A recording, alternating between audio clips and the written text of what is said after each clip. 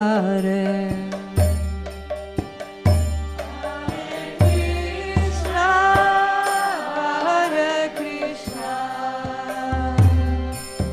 Krishna Krishna Hare Hare Hare Rama Hare Rama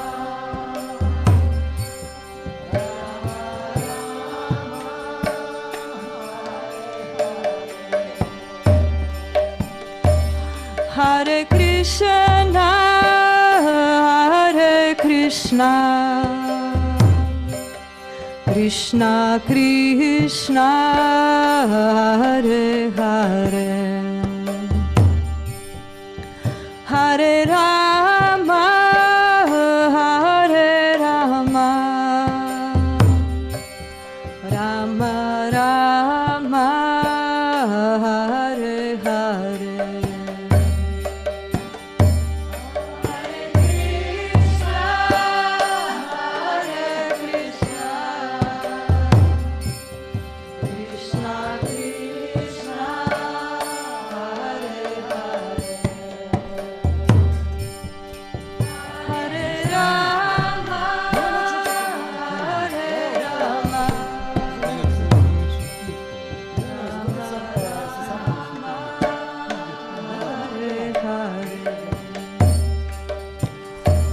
Hare Krishna, Hare Krishna, Krishna Krishna, Hare Hare, Hare Rama, Hare Rama, Rama Rama, Hare Hare.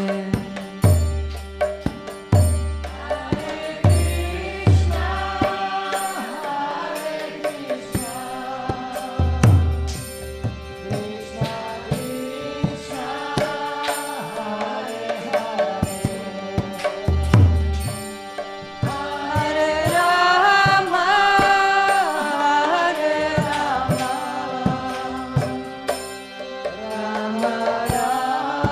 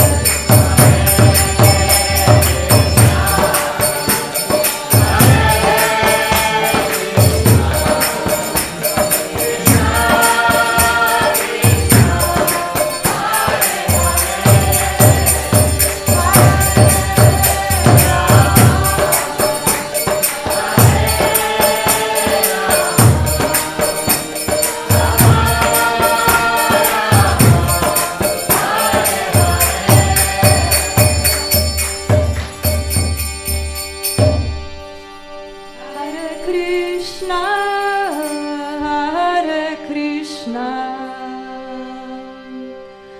Krishna Krishna, Hare Hare, Hare Rama, Hare Rama, Rama Rama, Hare Hare, Hare Krishna, Hare Krishna, Krishna Krishna, Hare Hare, Hare Rama, Hare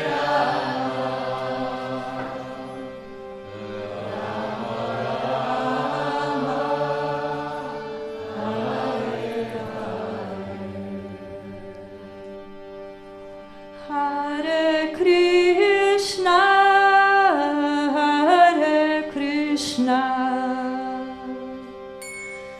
Krishna Krishna, Hare Hare,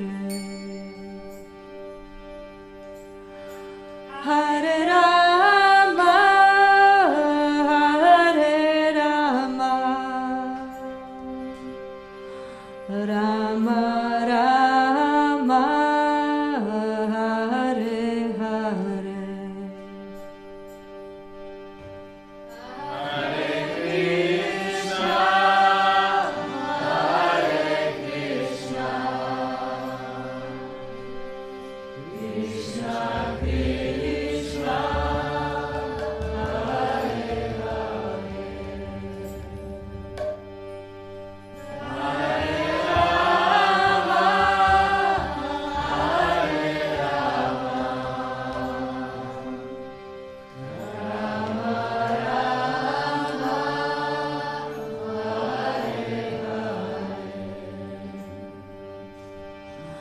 Hare Krishna, Hare Krishna, Krishna Krishna, Hare Hare, Hare Rama, Hare Rama,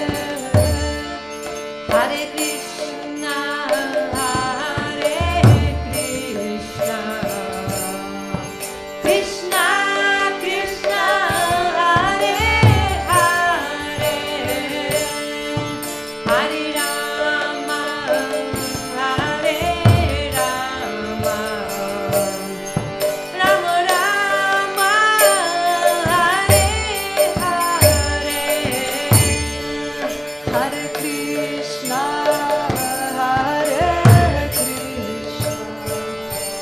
Krishna Krishna, Hare Hare, Hare Rama, Hare Rama, Rama Rama, Hare Hare, Hare Krishna, Hare Krishna, Krishna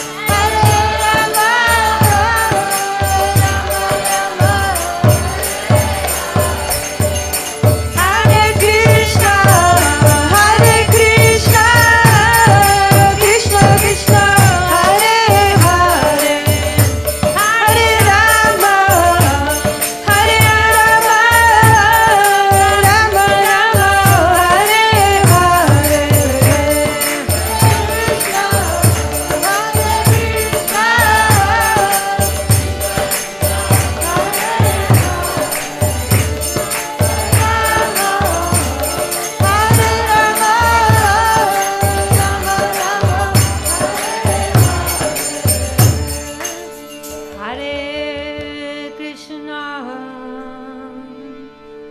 Hare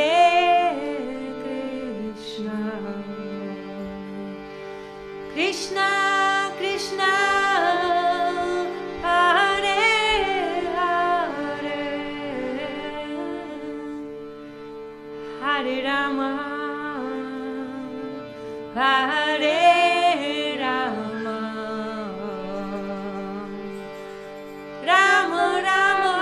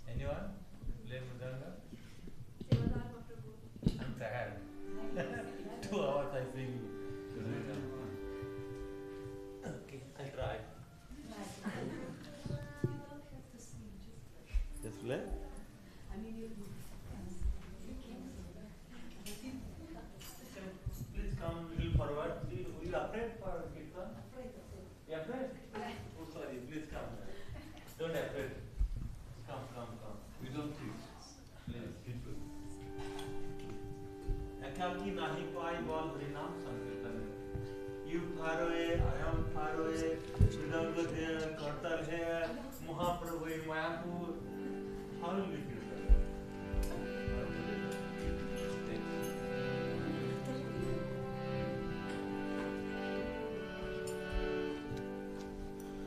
Hare Krishna, Hare Krishna,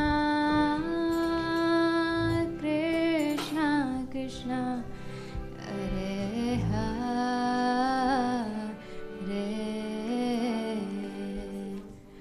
Hare-rama, Hare-rama, Rama-rama, Hare-hare. Hare Krishna,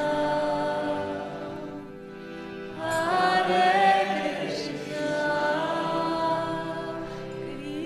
Krishna Krishna, Hare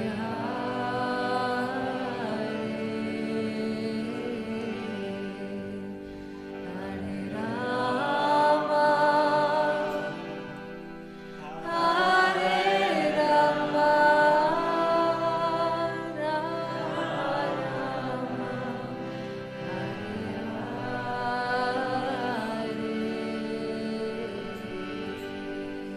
Hare Krishna, Hare Krishna, Krishna Krishna, Hare Hare, Hare-rama, Hare-rama, Rama-rama, Hare-hare.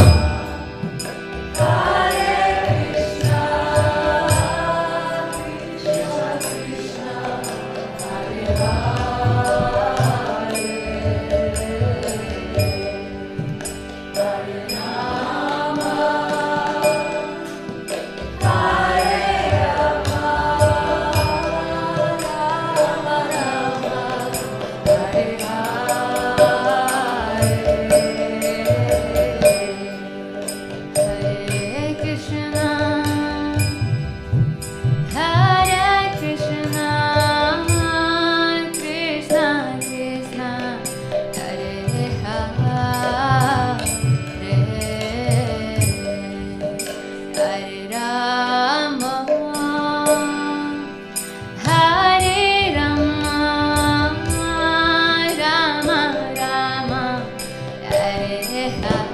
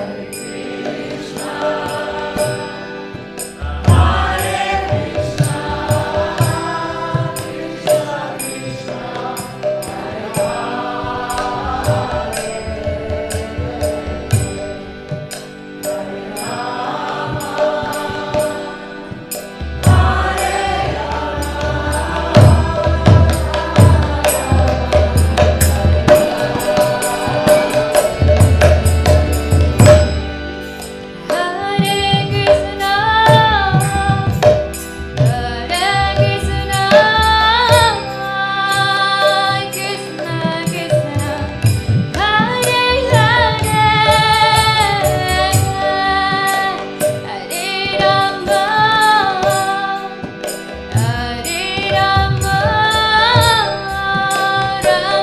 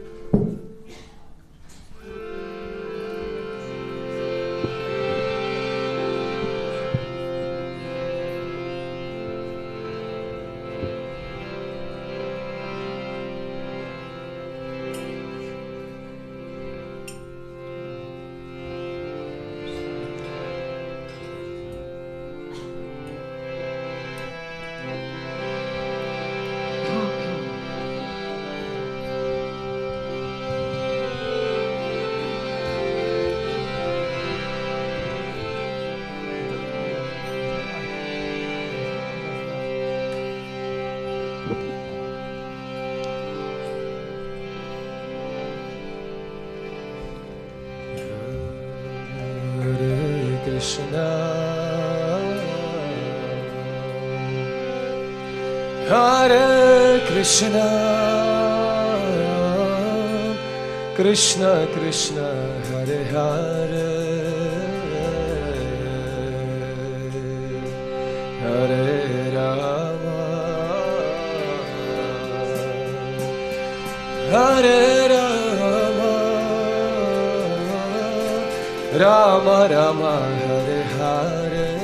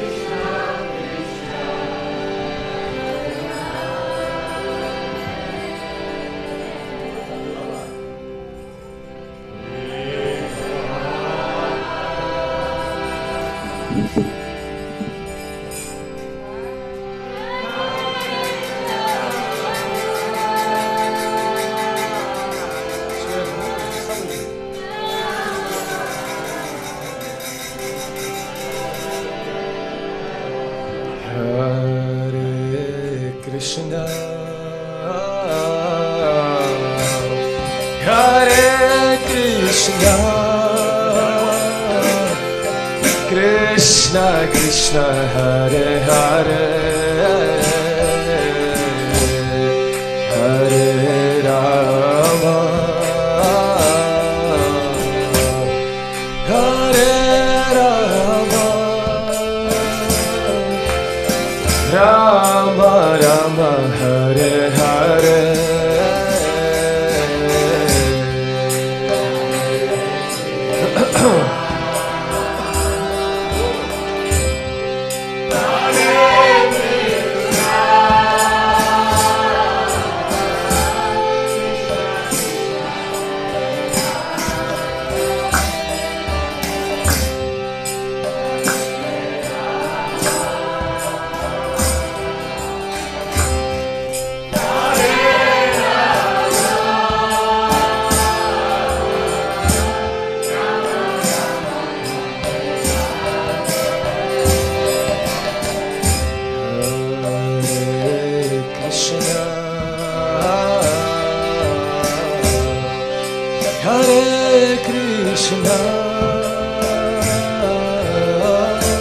Krishna Krishna, Hare Hare,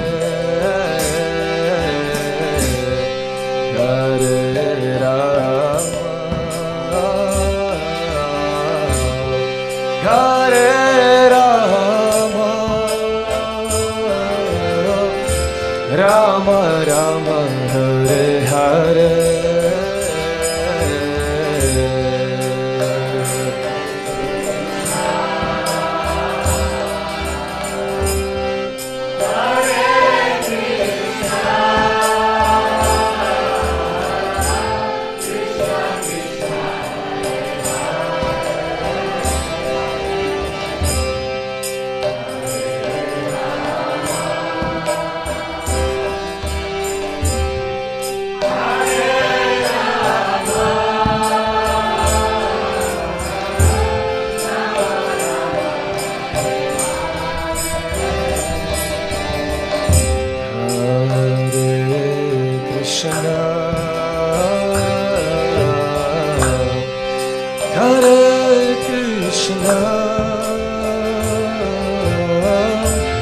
Krishna Krishna Hare Hare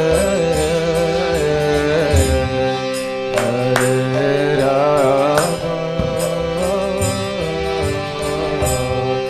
Hare Rama Rama Rama Hare Hare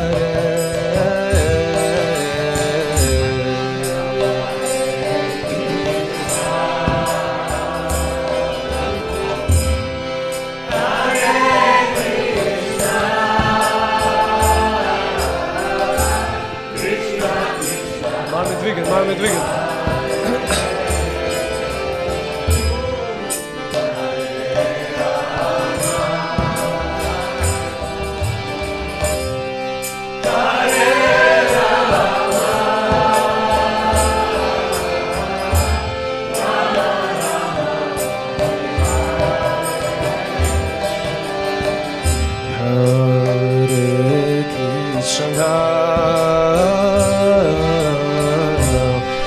Hare Krishna Krishna Krishna Hare Hare Hare Rama Hare Rama Rama Rama Hare Hare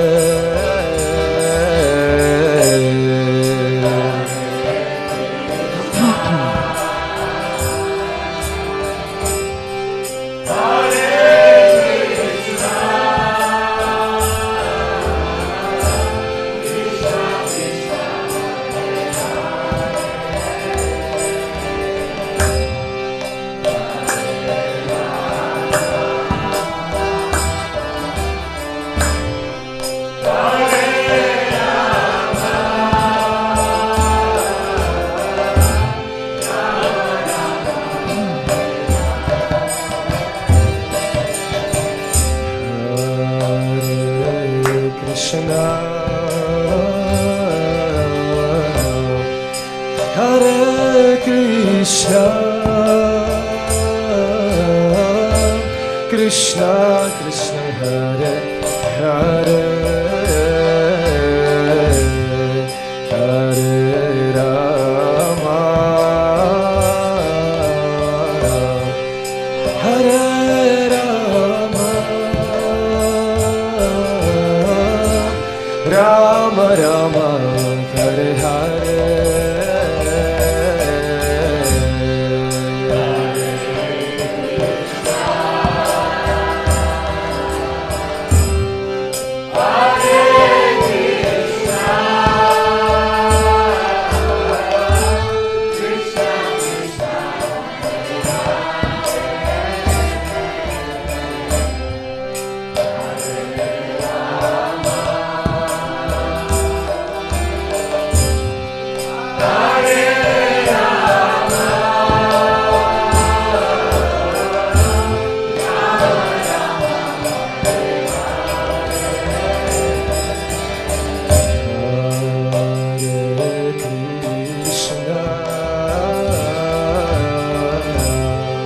Hare Krishna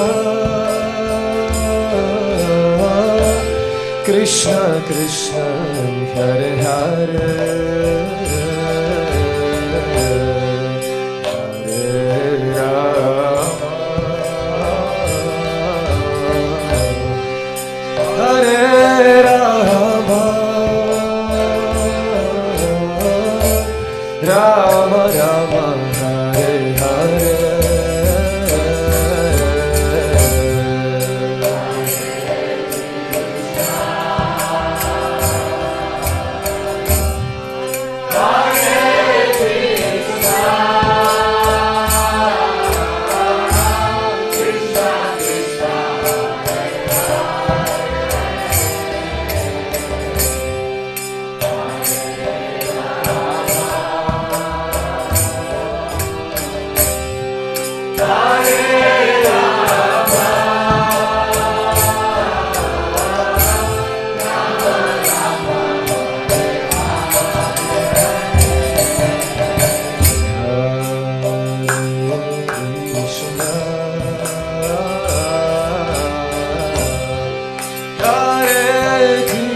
Krishna,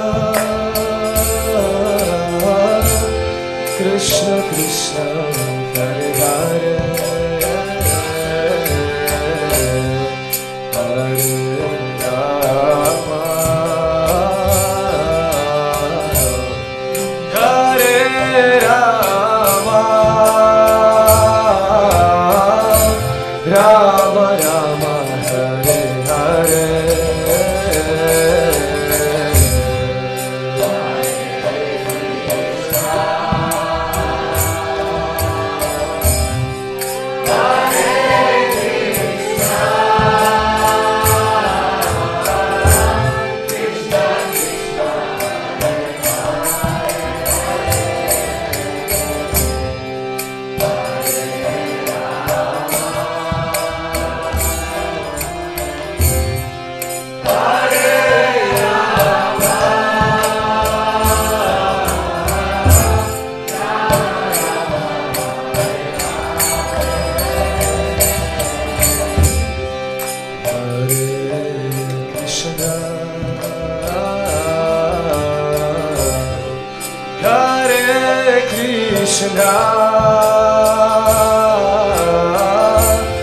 Krishna Krishna, Hare Hare,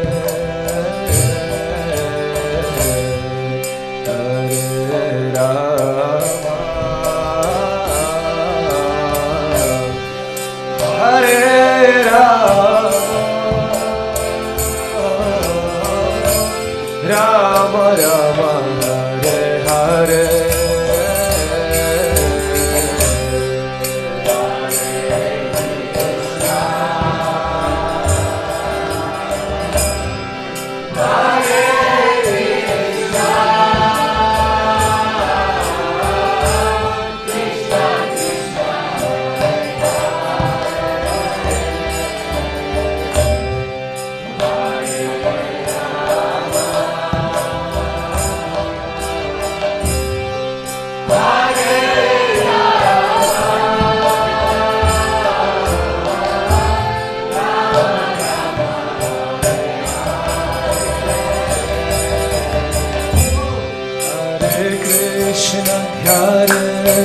Krishna, Krishna Krishna, Hare Hare, Hare Rama, Hare Rama, Rama Rama, Hare Hare.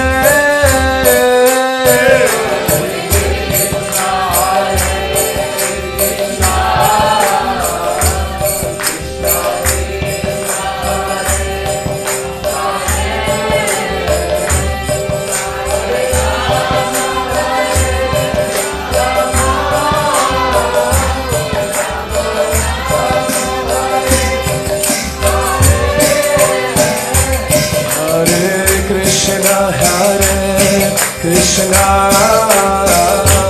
Krishna Krishna, Hare Hare, Hare Rama, Hare Rama,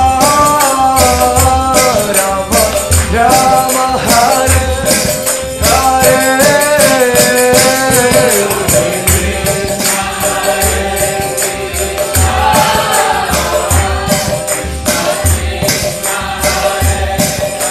Hare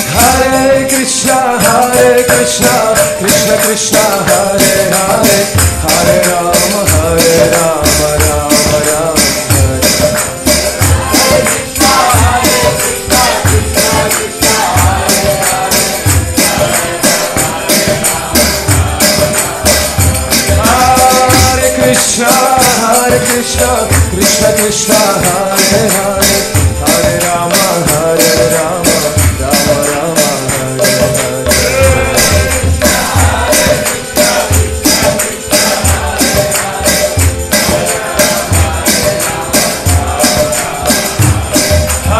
Hare Krishna, Krishna Krishna, Hare Hare, Hare Rama, Hare Rama, Rama Rama, Hare Hare.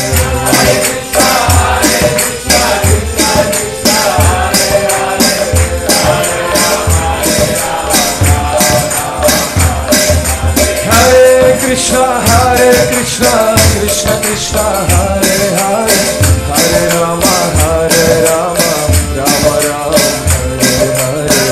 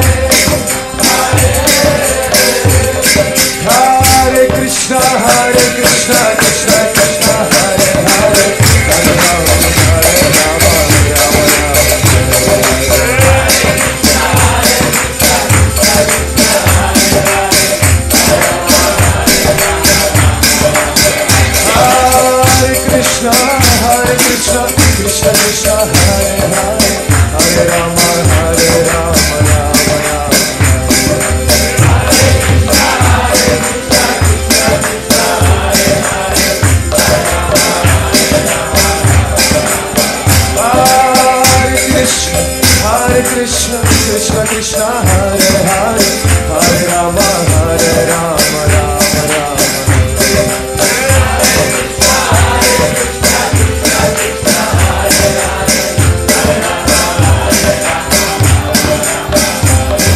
Hare Krishna Krishna Krishna Hare Hare Hare Rama Hare Rama Rama Rama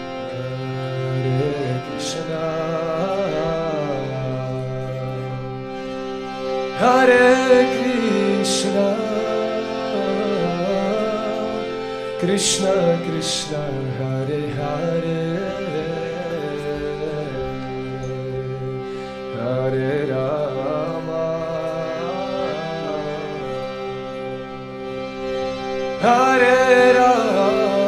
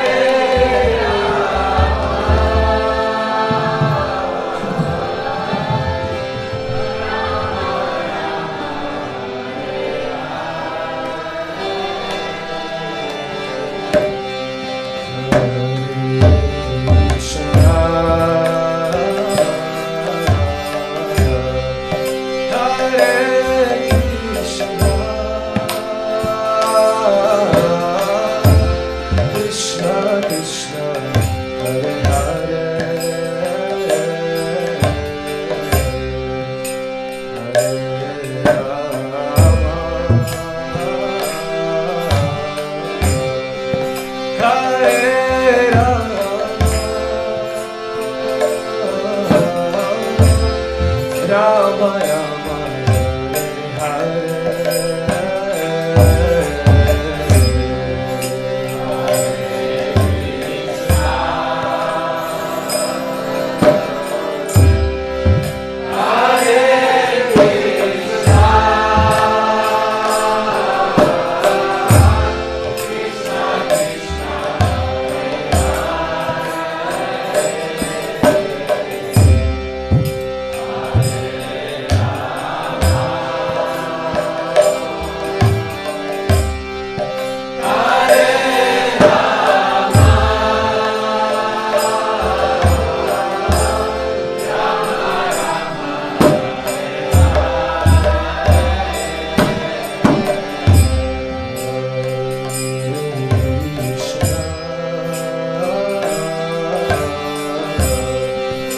Hare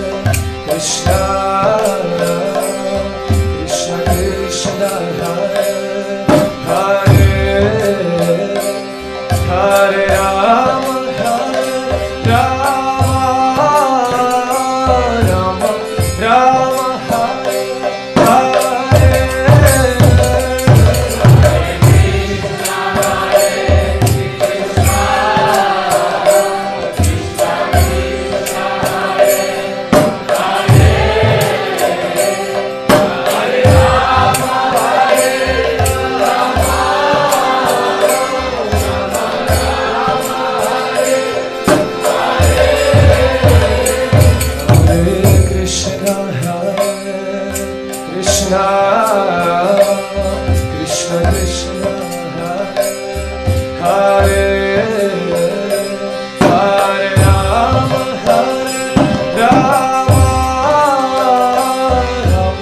Rama Hare Hare, Hare Krishna, Hare Krishna,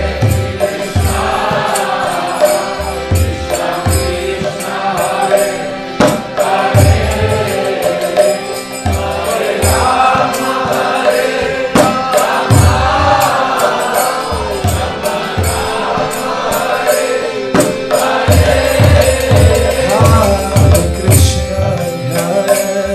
Krishna, Hare Krishna, Krishna Krishna, Hare Hare, Hare Rama, Hare Rama, Rama Rama, Hare Hare,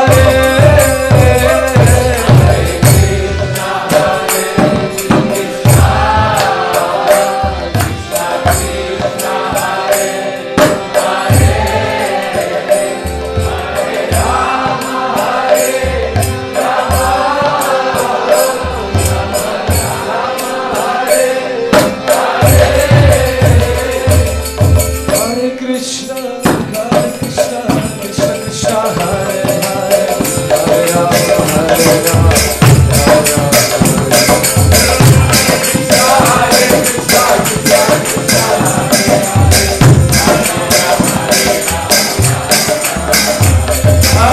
Hare Krishna, Hare Krishna, Krishna Krishna, Hare Hare, Hare Rama, Hare Rama,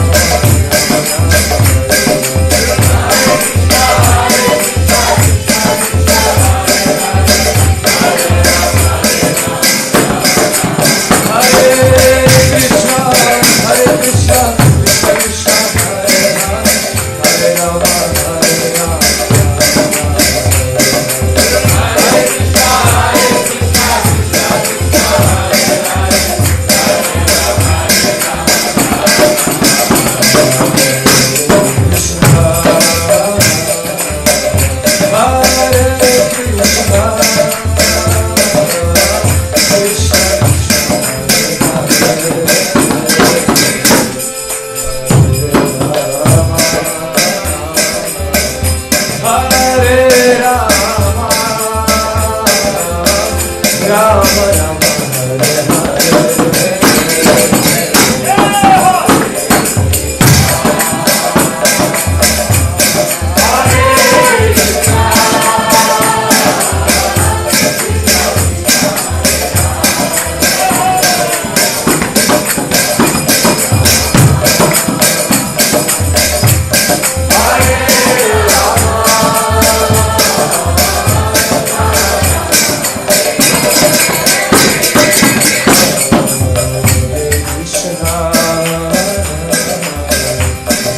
Hare Krishna, Hare Krishna, Krishna Krishna, Hare Hare,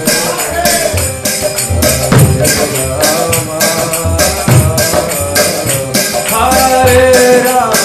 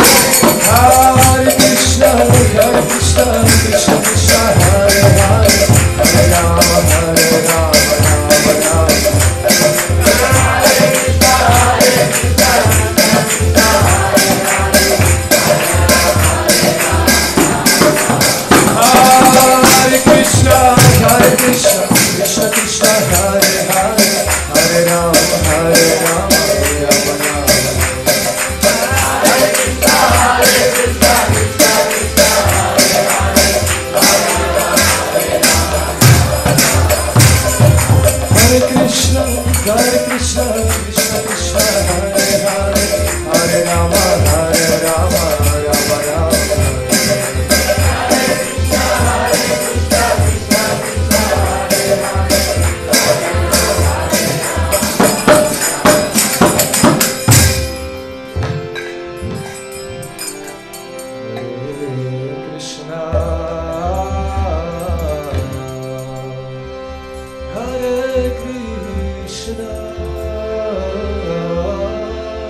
Krishna Krishna Hare Hare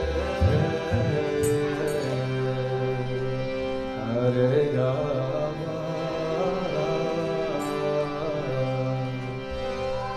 Hare Rama Rama Rama Hare Hare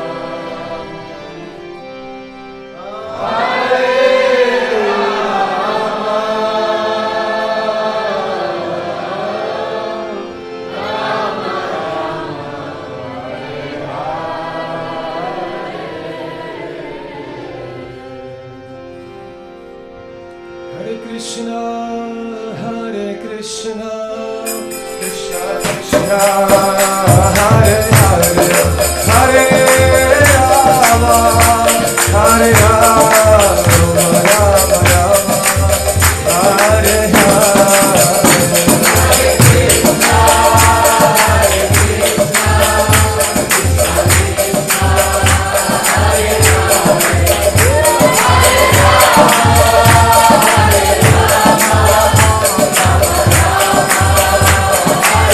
Hare Krishna,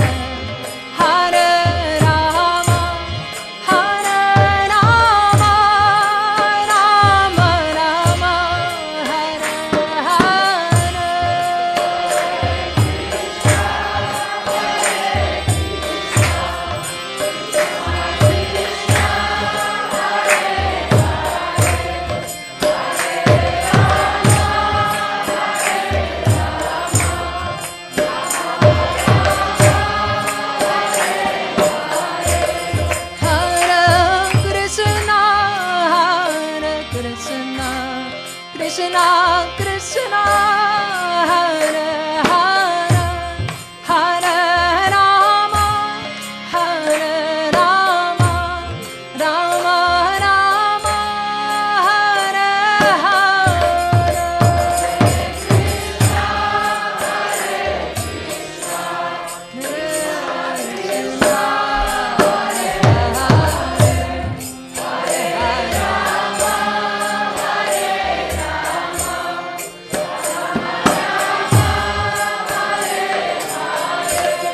Hare Krishna Hare Krishna Krishna Krishna Hare Hare Hare Rama Hare Rama Rama Rama Hare Hare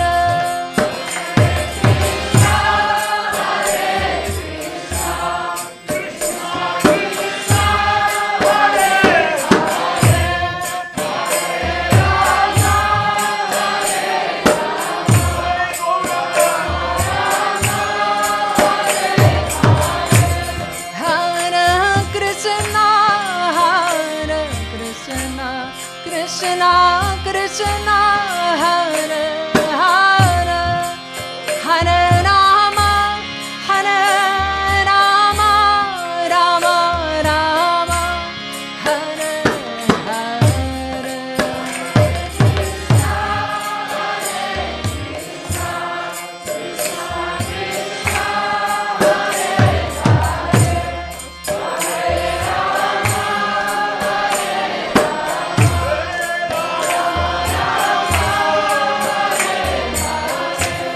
Hare Krishna Hare Krishna Krishna Krishna Hare Hare Hare Rama Hare Rama Rama Rama Hare Hare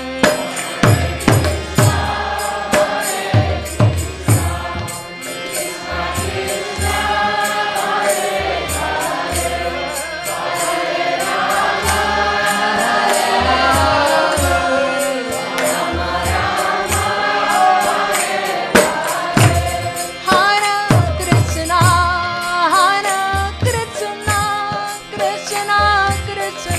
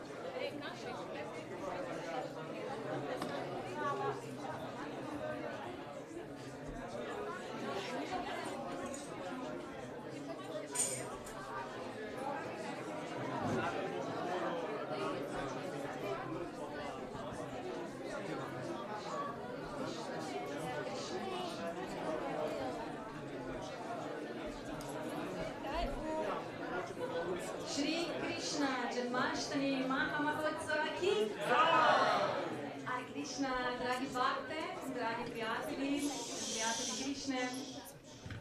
Tako, nadaljujemo s programom, tako da bi vas prosila, če se lahko usedete udobno, da lahko nadaljujemo. Dear guests, friends of Krishna, dear devotees, you are kindly invited to this wonderful Shri Krishna Janmashtami. First of all, we will kindly ask you to come closer and sit down. Ok, bomo mečno počakali, da se vsi usedemo.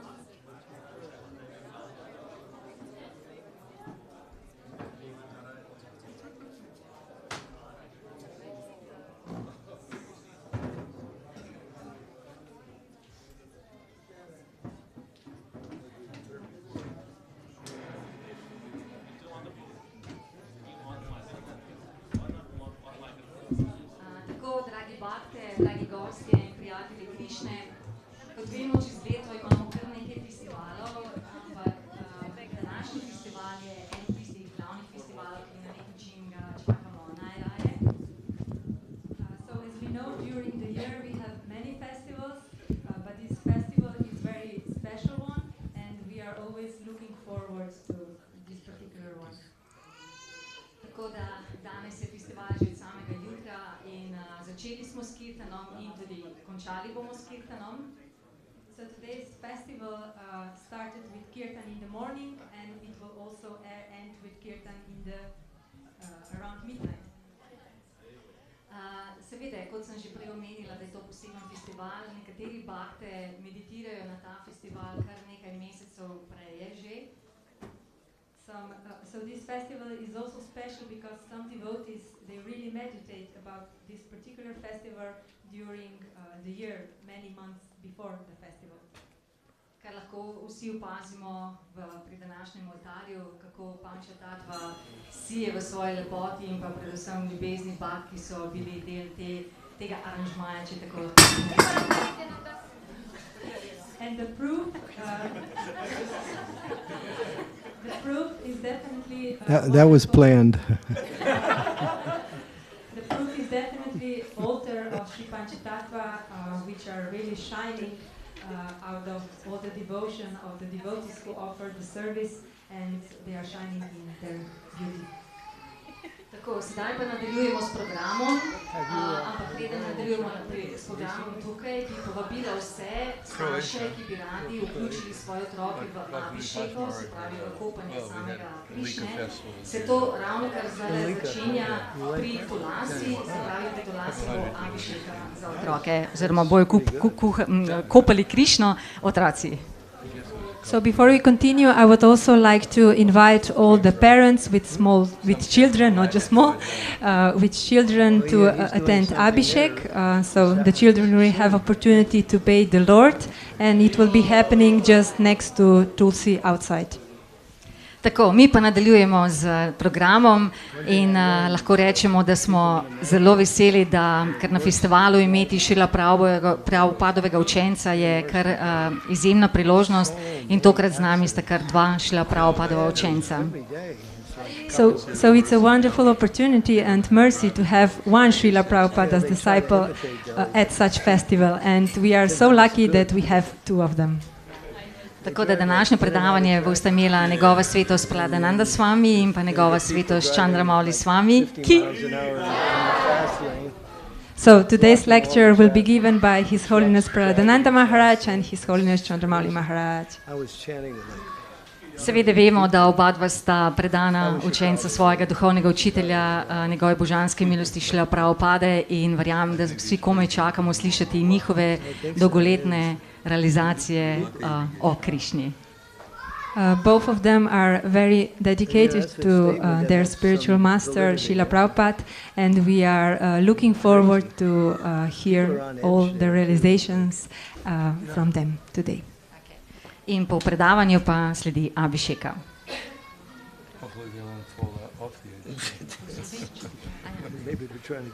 After the lecture, there will be theater, and after that, Abhishek.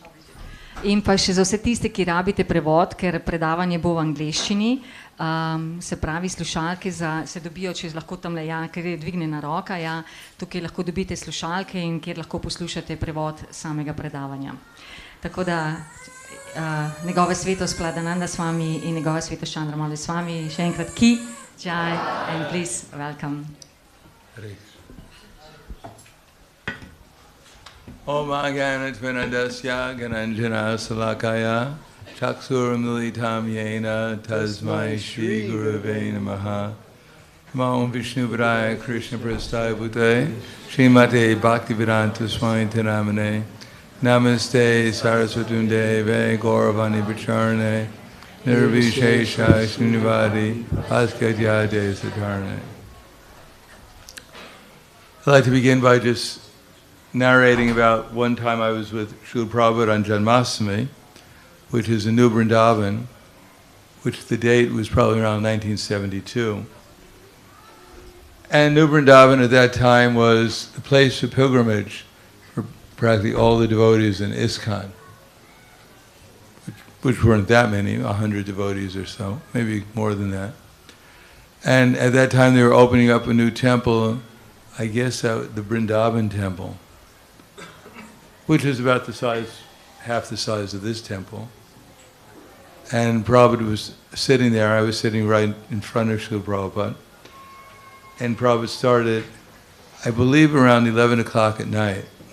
Now, when you have, I don't know how many devotees are here, but when you have a temple half the size of this, and you have 150 devotees in it, and you're fasting the whole day, and I was cooking the whole day also,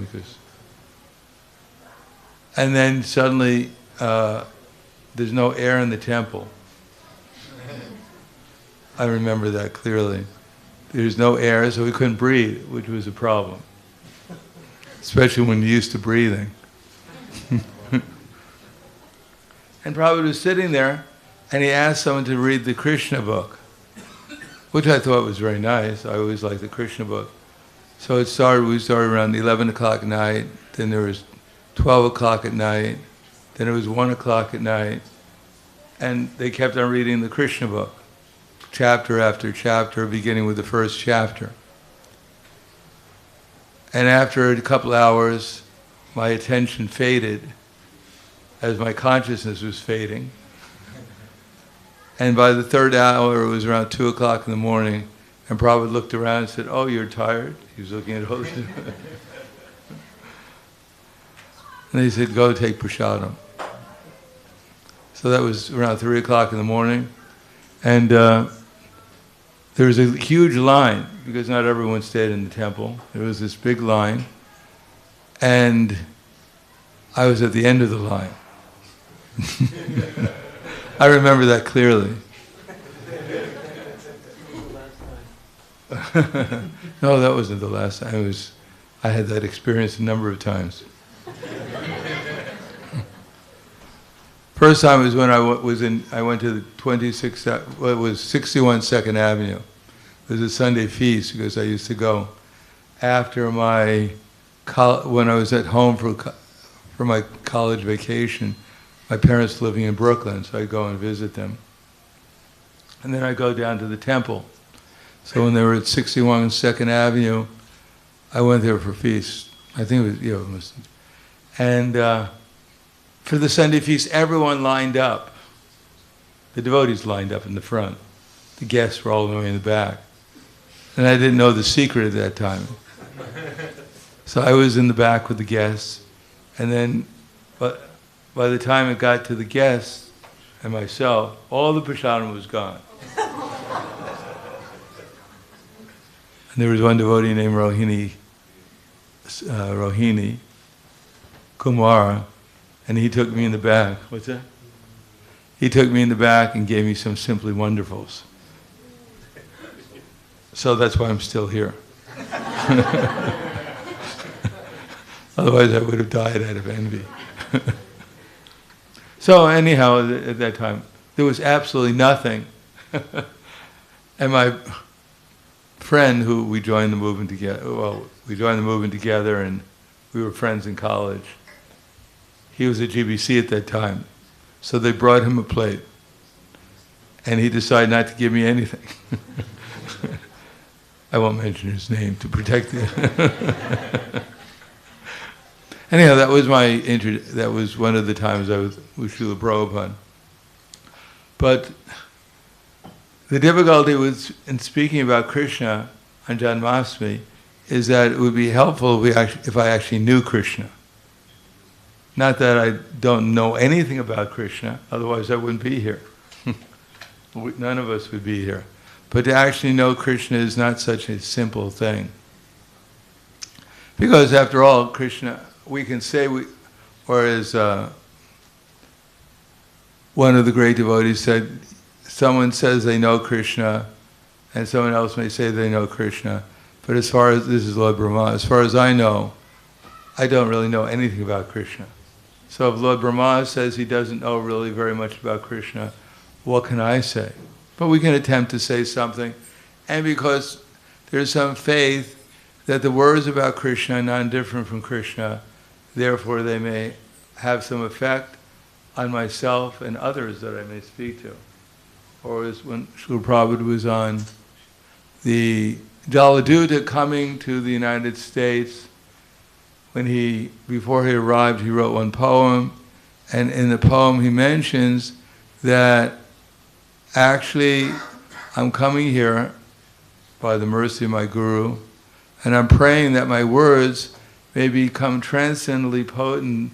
They can enter into the hearts of the conditioned souls and enliven them with its transcendental message. In other words, Krishna is the transcendental message, and he's using all of us in order to enter into hearts of others, in order to enliven them and enlighten them in Krishna consciousness. And then Prabhupada said, actually I'm a poor beggar, so far away from Vrindavan. He said, but I've come here because on the order of my Guru Maharaj, and therefore make me dance, make me dance, make me dance, like Chandramali Maharaj.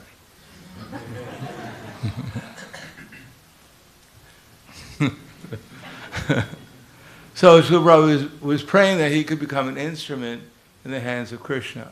Because Srila Prabhupada was always a perfect instrument, but to set the example, and besides that, being a perfect instrument doesn't mean that you know exactly that you're empowered and that you're going to save everyone. You know exactly what to do.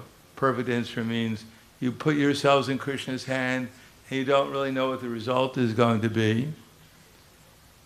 And therefore you're always in that humble state of relying upon Krishna intensely.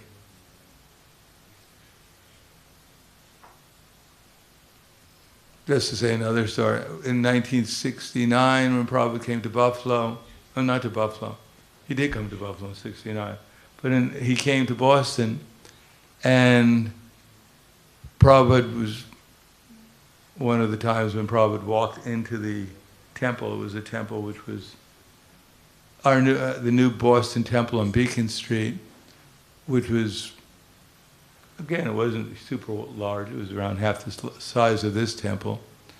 But then again, there were a number of devotees who were half the size too. So they fit in.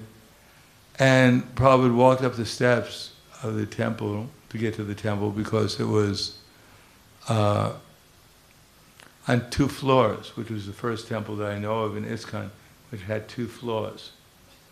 So it was a skyscraper. And Prabhupada walked up, as I've said before, the whole temple became Vaikuntha. And then afterwards, Prabhupada went back to it. He wasn't staying at the temple. There was no place for him to stay.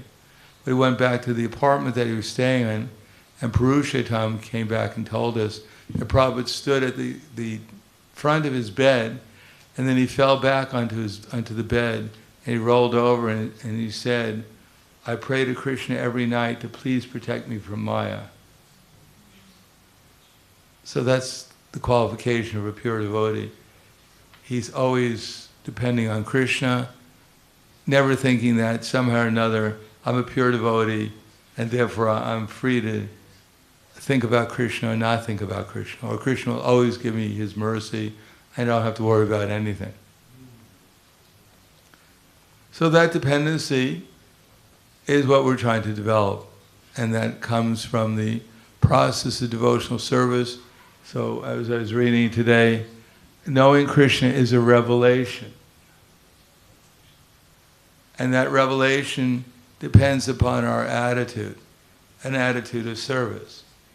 And to develop that attitude of service, we need the association of devotees, devotees where we can practice devotional service in the proper attitude. That is to recognize the superior devotees and try to find, even in devotees that may not be that superior to us in every respect, try to see the good qualities in the devotees.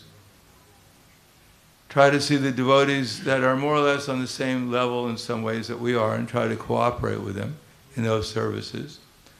And also, probably equally important, or the most important, is under the guidance of those superior devotees, we learn how to cooperate with other devotees, and we learn how to honor devotees within our minds, even if they aren't as strict in the process of devotional service. So the topmost devotee makes or breaks our relationship with the topmost devotees, breaks or makes our relationship with all the other devotees. If we think we have some relationship with others outside of our relationship with those other, the topmost devotees, then our relationship will somehow or another become distorted. It won't be in Krishna consciousness.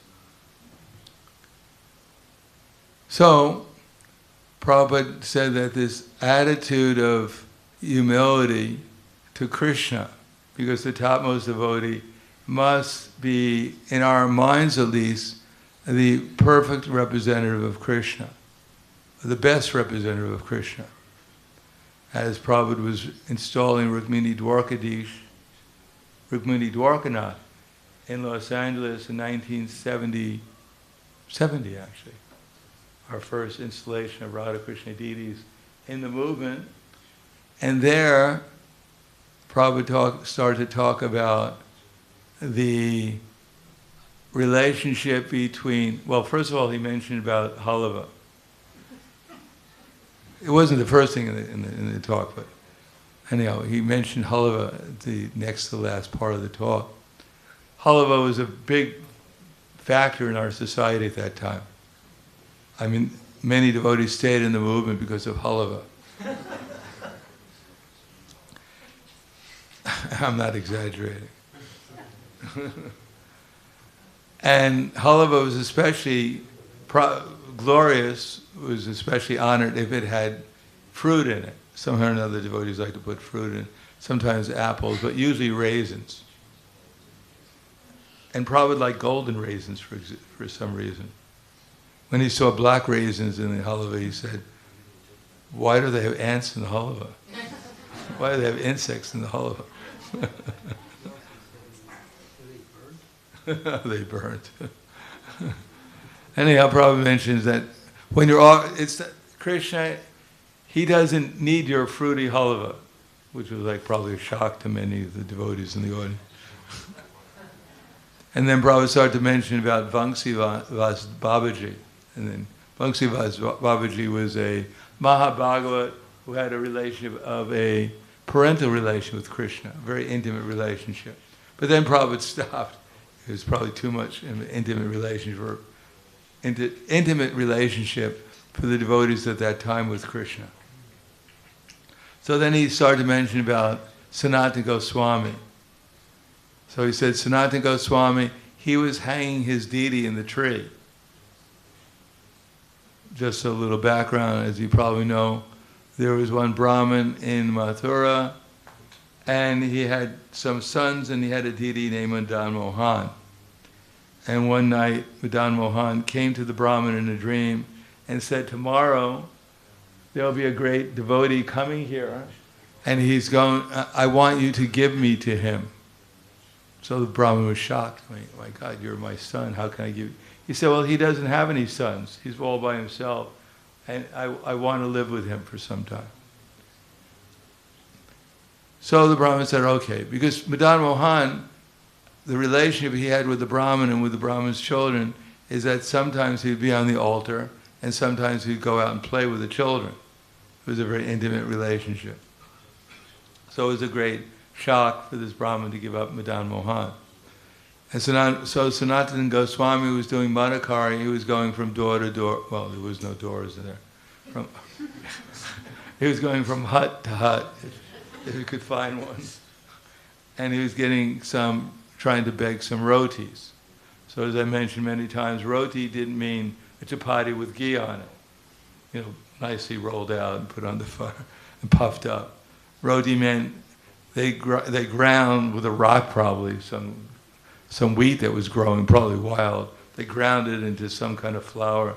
They put some water in and try to get into a dough, and then throw it into an open fire in hopes that most of it got cooked. I mean, half of it would get burned and half of it would be raw. And that would be your prasadam for the day.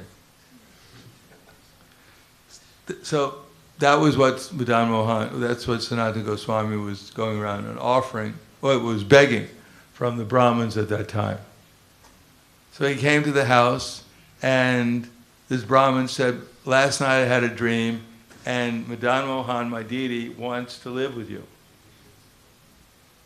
So Sanatana Goswami said, wait a second. He said, I don't know if it's exactly,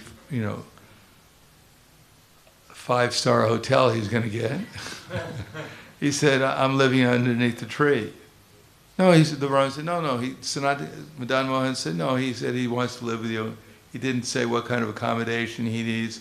You just take him, and I guess he'll accept whatever you give him. So Sanatana Goswami took the deity, and he put him on a branch of the tree, where the Madan Mohan temple is now. So after some time, Madan Mohan started to complain. And he said, Sanatana Goswami, he said, every day you're giving me these dry rotis. He said, can't you even give me a little salt or something? I mean, it's difficult enough living in a tree, on a branch of a tree, but at least I should get something to eat. And Sanatana Goswami said, my dear Madan Mohan, he said, I'm an old man. I can hardly move. But whatever I get, I offer to you. So please accept it. And the Prabhupada started to chuckle. And he said Madan Mohan had to eat it. And he said, but what is your value? Prabhupada was saying. And what is the value of the things that you have? It is nothing. That the real thing is bhakti. That Krishna kindly take, I have no qualifications, I'm rotten and I'm fallen. And then Prabhupada started to cry, but I brought this for you. And then Prabhupada said, don't be puffed up. Always remembering that you're dealing with Krishna. That is my advice to you. Thank you. So Krishna is so kind that he's come to us in the form of the deities. He's come to us in the form of the holy name. He's even coming to us in the form of the devotees. And if we have the proper attitude, then Krishna will reveal to us himself in those different forms.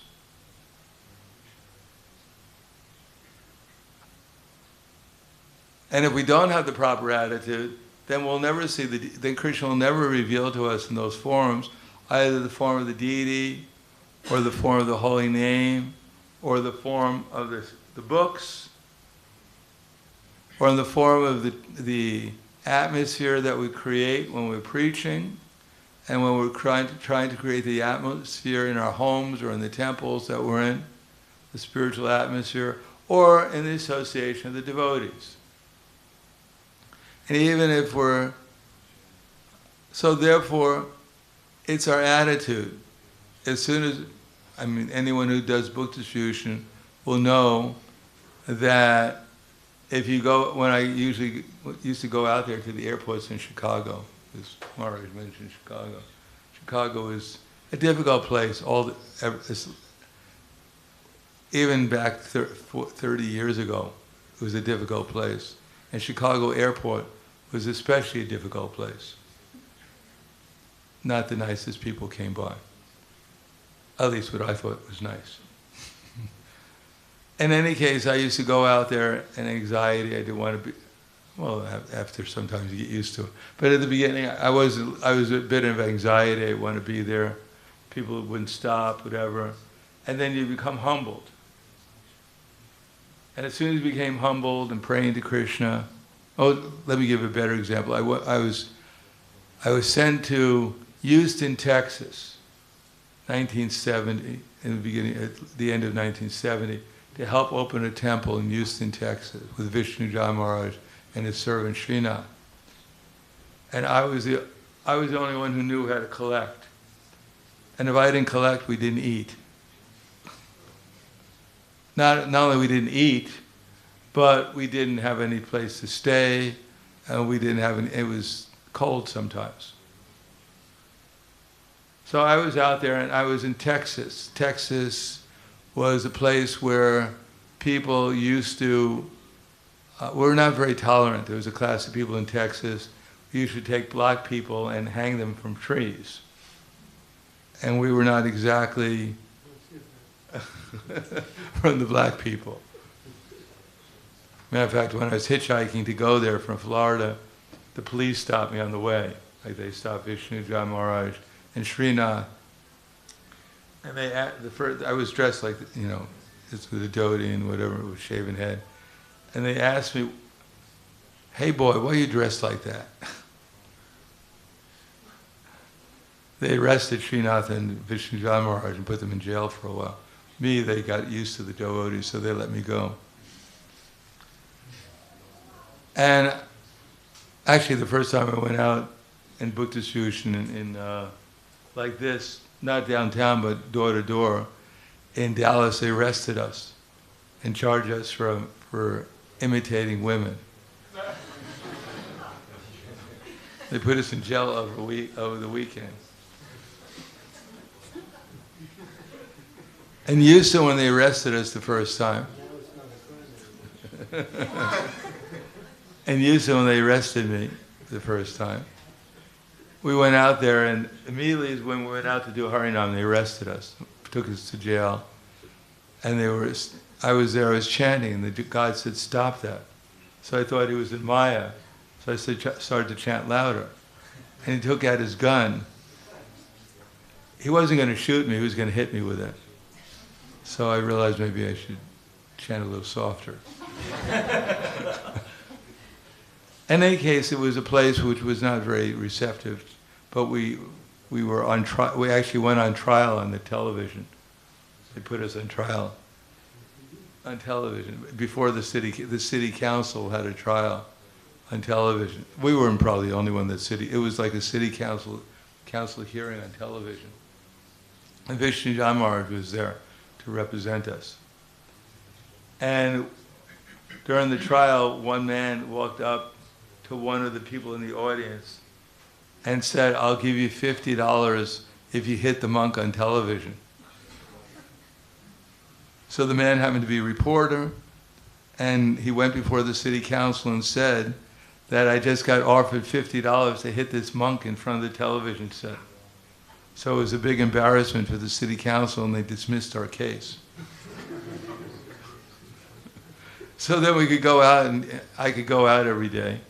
Vishnu Jai Maharaj, if you ever heard of Vishnu Jai Maharaj, he was a Gandharva. He was singing, but he knew nothing at all about selling anything. Tamal Krishna Maharaj used to complain later on that Vishnu Jai Maharaj, he doesn't know how to distribute books at all. And Prabhupada said, well, Vishnu Jai Maharaj went back to Godhead by chanting.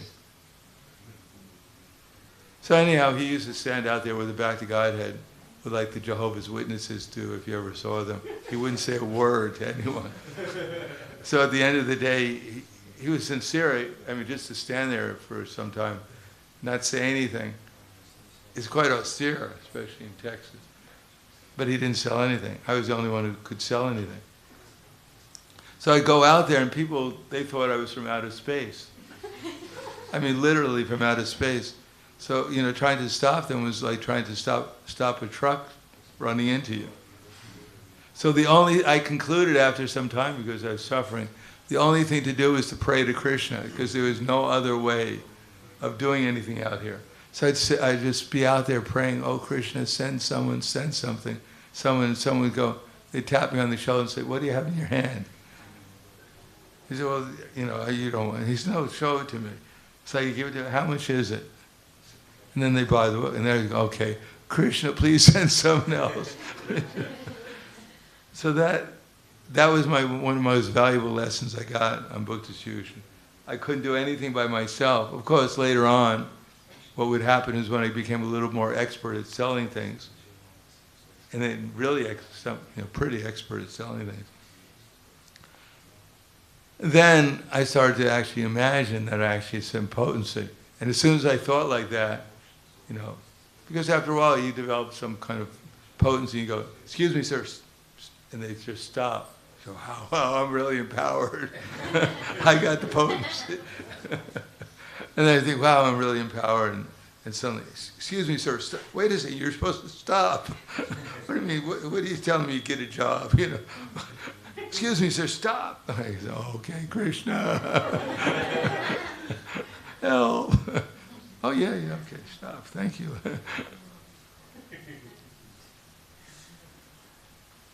So that was a lesson. We have to depend upon Krishna. Of course, I never fully learned the lesson. I'm still learning the lesson. Because book distribution is a great place to learn those lessons. Because otherwise you forget it, unless you're super empowered or you really have an intense desire. I mean, but generally speaking, if you were as untalented as I was at selling things, you know, you have to learn the lesson depending upon Krishna. And without that, I was like lost. Because we had no lines, we had absolutely no idea of how to sell anything. And no one was there to teach us either. It was just me, the people, and Krishna. And the only way you could do it is depend upon Krishna. So similarly, in whatever we're doing, it's not like book distribution, Krishna is there, and we have an opportunity to depend upon Krishna. And when Krishna is not there, we can do whatever we want. And somehow or another, we're going to be able to accomplish something. But book distribution is an opportunity, or other kinds of services, where we have to depend upon Krishna, where it's demanding that we depend upon Krishna, or else we don't get it right. Or as I asked one time, as I've said before, I asked Srila Prabhupada, if Krishna wants me to do something, or if Krishna doesn't want me to do something, how will I know what Krishna wants me to do? So Prabhupada looked at me and started to laugh and said, you won't know what to do. He said, you'll do the wrong thing. And everyone else started to laugh too, all the other devotees. And then Prabhupada gave me this glance of compassion because he didn't want me to get upset. Because Prabhupada, my relation with Prabhupada was usually either super kind to me or sarcastic, especially when I asked. Every question I asked Prabhupada, he always gave me a sarcastic answer to it. I don't know why. What's that?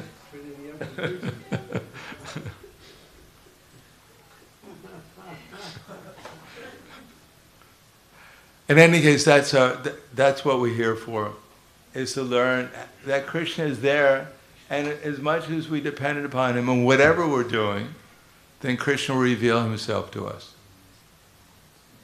And if we have a glorious service, and we don't depend upon Krishna, the worst thing is we do something which is what others consider extraordinary. And then we actually started thinking we're extraordinary. That's the greatest danger of becoming an initiating spiritual master in ISKCON nowadays. Other people think you're extraordinary. And then you start thinking, yeah, maybe I am extraordinary. You know, when you get so much praise, just like one man was walking along. and he heard, Mr. So-and-so, you become a ghost. And then he walked along a little further and someone else was there to play the same trick on him and said, Mr. Patel, what happened to you? You became a ghost. And after some time, all these people lined up to bewilder Mr. Patel. And he said, my God, I become a ghost. So enough people tell you, oh, you're fantastic, your kirtans are wonderful, you have the greatest classes, you know, you're my heart and soul. From you, ecstatic preemanates. But you, ignorance is destroyed. I depend on you 100% of your mercy. Yeah, I never thought of myself like that.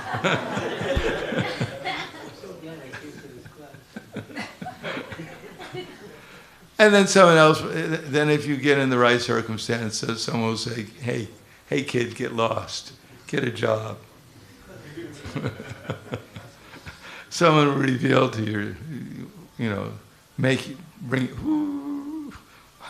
getting close to 1/10,000th the size, tip here in size. Before I was the universal form. I'm getting closer to reality. So if we have that dependency upon Krishna, then we'll gradually realize that we're actually not the doer. It's just that when we depend upon our spiritual master in disciple succession, his instructions, his mercy, and ultimately the mercy that he can give us coming from our acharyas in disciple succession through Srila Prabhupada, our founder acharya, then the result is that Krishna can reciprocate and reveal something to us. It may not be a huge revelation, a little tiny insight into reality, and that makes our day. Then we realize, oh yeah, Krishna is there. Actually, this philosophy is true, and I can actually become Krishna conscious. I'm taking a step now, but one step after another. So Prabhupada said, when a child is young and he's trying to walk, and he falls down, the parents don't go, hey, kid, it took me 3 times. This is your 4th time. Are you sure you're my child? My kids don't fall down like that. No, the parents are very compassionate. No matter how many times the child falls down, the parents are encouraging him to get up and try and walk again. Of course, if he's 50 years old, parents may get a little concerned.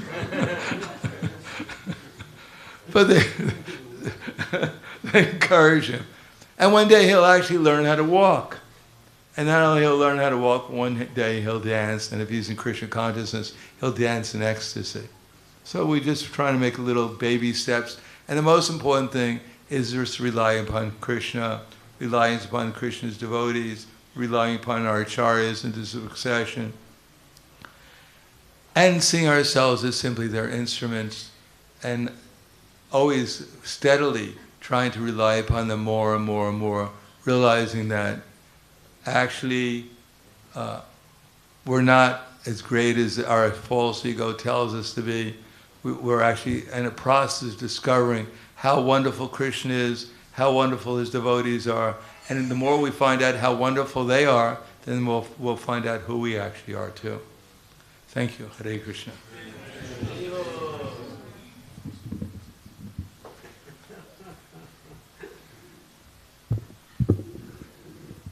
I forgot what I was going to say.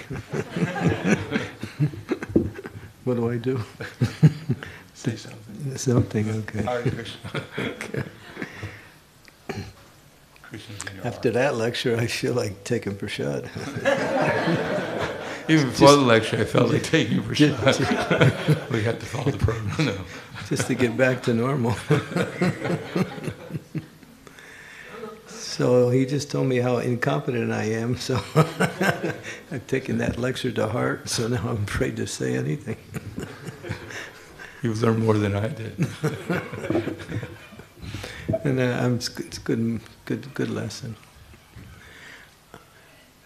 Om Agyan Timirandasya Gyanajana Salakaya Chaksu Unmilitam Yena Tasmai Shri Gurave Namaha Nama Om Vishnu Padaya Krishna Prastaya Bhutale Shrimakti Bhakti Vedanta Swaminiti Namine Namaste Saraswati Deve Gauravani Pracharine Nirvisesa Sunyavadi Pastyatya De Satarine Vanchakalpa Tarubhischa Kripa Sindhu Bevacha Patitanam pavanebhyo vaishnavebhyo namo namaha.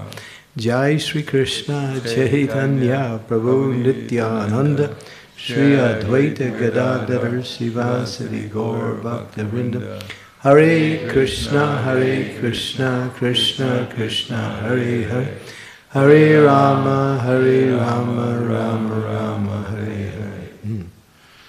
And Srila Prabhupada would like to often, when he approached this subject of Janmashtami, he would always quote this one verse from the 4th chapter of Bhagavad Gita. Janma karma chime divyam evam yo veti tattvataha taktva deham purna janmani naitimam eti sorjana. And what Prabhupada would illustrate is that to know Krishna is the perfection of one's devotional service. And of course, he would also say it's impossible to know Krishna. So apparently there was a contradiction that it's not possible to know Krishna. As Maharaj said, quoting Lord Brahma, Brahma says, some people say they know you, and that is very nice. But as far as I'm concerned, I know nothing about you. So coming from the most powerful personality in the universe, Brahmaji, who was directly empowered by Krishna to create the different bodies of the living entities, he's saying, I don't know anything about you.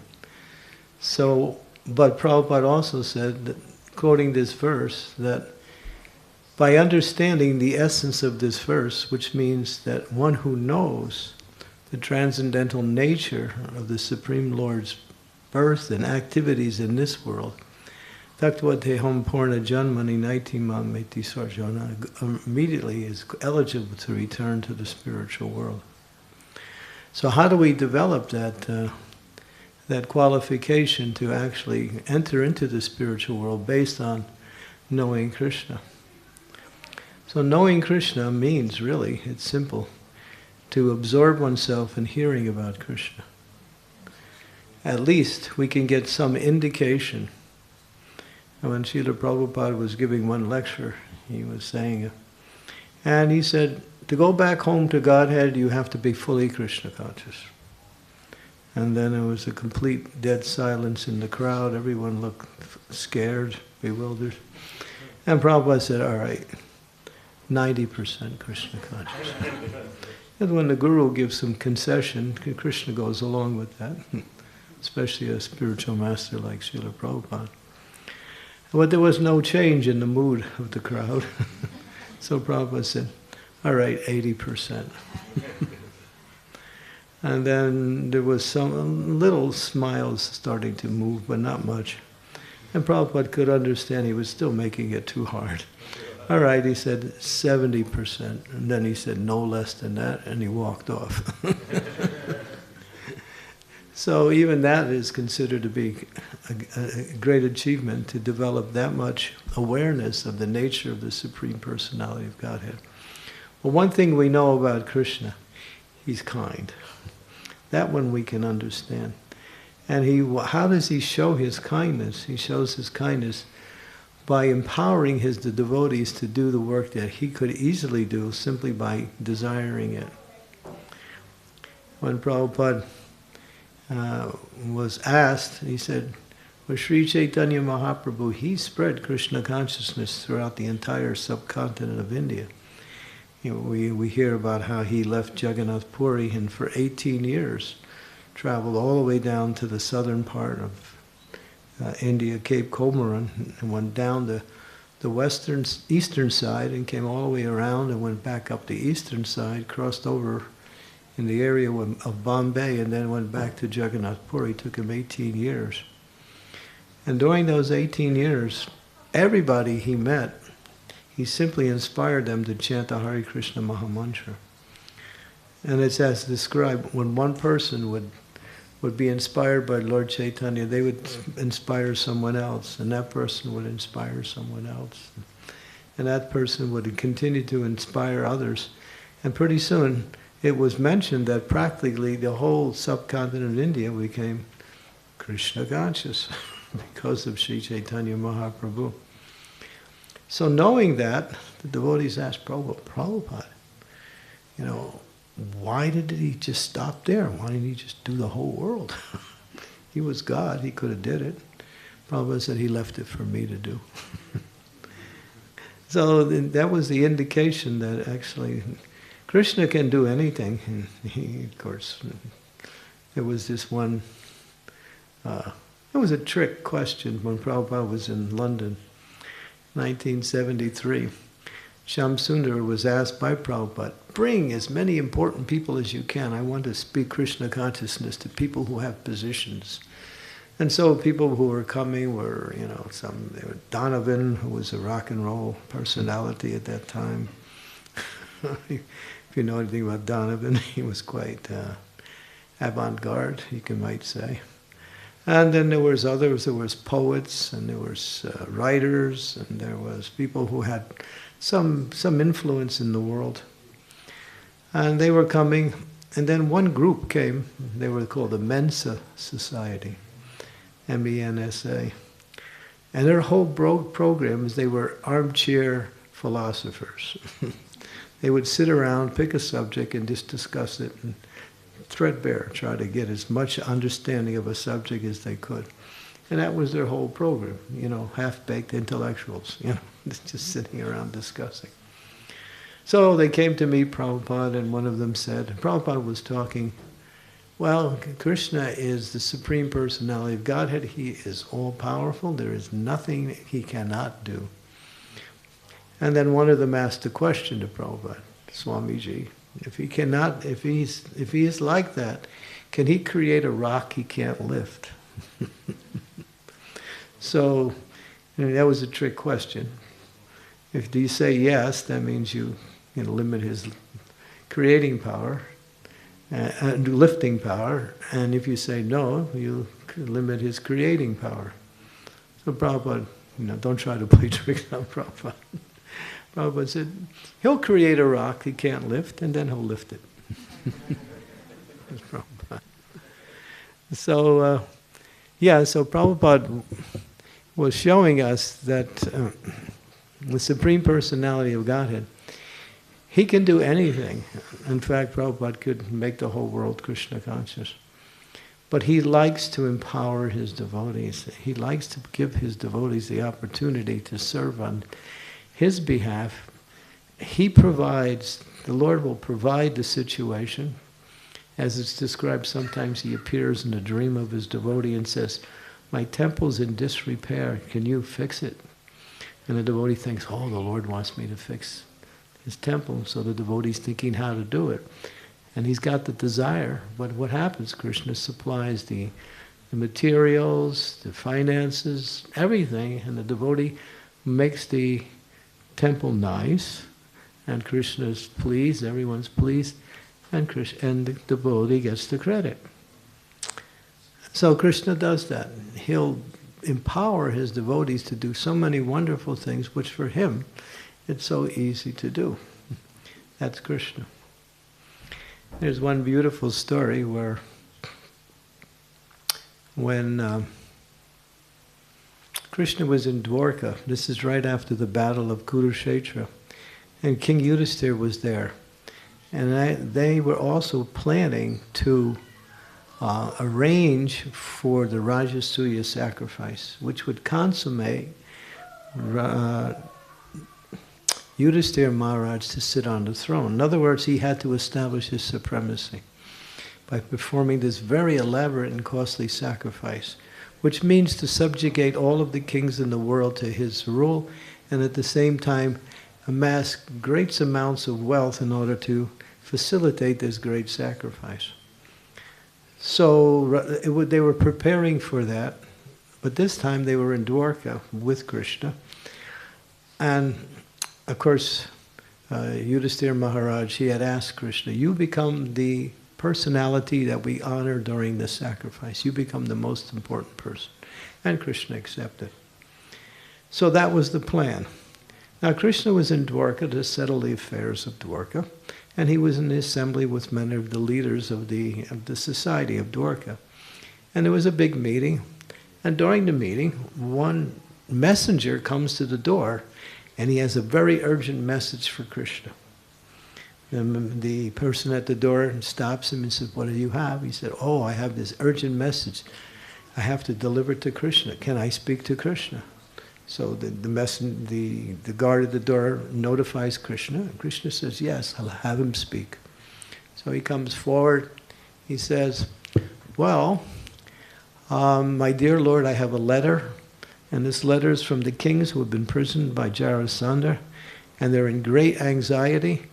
And he reads the letter. "My dear Lord, O Supreme Personality of Godhead, O most powerful one, O most compassionate one, we are suffering under the hands of Jarasandha, and he is about to perform a human sacrifice with us. We are about to lose our lives, and we are praying, please come and save us." It was really a heartfelt plea for Krishna to come and save him. And so Krishna's listening to that, and then Uddhava's there. Uddhava is Krishna's cousin. Krishna's father was Vasudeva. Vasudeva had many brothers, and one of his brothers was the father of Uddhava. And so Krishna and Uddhava are cousins. But Uddhava was also a great devotee of Krishna. So Krishna turns to Uddhava and says, "What should we do?" Because they were planning for the Rajasuya sacrifice. Now these kings are calling out for help. What should we do? Now obviously Krishna knows what to do. And so he turns to Uddhava and says, "Uddhava, what do we do?" And Uddhava says, "Well, my dear Lord, as long as Jarasandha is alive, we cannot perform the Rajasuya sacrifice successfully. So you must kill Jarasandha." Jai Uddhava! He came up with the perfect answer. Everyone applauded Uddhava's intelligence, and Krishna's just smiling, knowing that that was the answer anyway. Now that was an example in the Shastras how the Lord, he can do anything. He can figure it out. Of course, if he's God, obviously he knows everything, past, present, and future. He knows the hearts of all living beings. He knows when we're going to go back home. He knows whether we're going to make it in this life or not. He knows whether we are actually going to take more prasadam tonight than we need. He knows everything. He's just all-knowing. But still, he's very kind to his devotees because he's always sending messages in different ways to his devotees how a devotee should proceed in their Krishna consciousness in order to make progress in their devotional life. So that's the mercy of Krishna. And so he's very enthusiastic to give his devotee credit for things that he can do so easily and so naturally without even, it says, Parasya Shakti Vidhaya Suyate Svabhavika Jnana Balakriyacha. Krishna, all he has to do, if he wants something to happen, he just thinks about it and it happens. And he doesn't have to move, he doesn't do anything. As soon as he thinks, all of his energies, according to the nature of his desire, they go into action and things happen. That's Krishna. If we know a little bit about how Krishna works, then we're starting to develop those qualities which will allow us to ultimately free ourselves from this cycle of birth and death. And so, as Prabhupada was making this point, to know Krishna, his nature, and the way he deals with his devotees, the way he performs his activities of appearing in this world. Like he appears in this world as a little innocent child who takes birth from a lady, and also he has a father. But his birth is divine. It's called Divyam. It is not a birth like we take a birth in this world. The comparison is used just like, it's a nice analogy. We see the sun. It rises over the eastern horizon. It, goes through the sky, and then again it disappears over the western horizon. So we call that sunrise, and we call that sunset. But there's no such thing as sunrise and sunset. That's just a word we use from our perspective. But the sun doesn't rise, the sun doesn't set. It's always in its orbit somewhere in the universe, and from our perspective, we see it as sunrise and sunset. So when Krishna appears, he is just performing his activities in one place, and then he goes to another place and performs those activities somewhere else. But he is always performing his activities in the material world. It's like Prabhupada said, you can go into another universe and you can also join Krishna in his appearance as he performs his Janmashtami in that particular universe. So it's like a clockwork, and like Prabhupada would say. And just like he would use the example, like right now it's almost 8 o'clock. He would say, somewhere in the world it's 8 o'clock, and even if it becomes 9 o'clock where we are, it's still 8 o'clock somewhere else. And if it becomes 1 o'clock where we are, it's still 8 o'clock somewhere else. So 8 o'clock is always there, somewhere in the world. So in the same way, Krishna appears and disappears in different universes to perform his activities. And that is called divyam, it's divine. But how he does that, that is his, what we say, internal power, that if we get a little understanding of Krishna, in other words, he does it we know the reasons why he does it. He does it to please his devotees.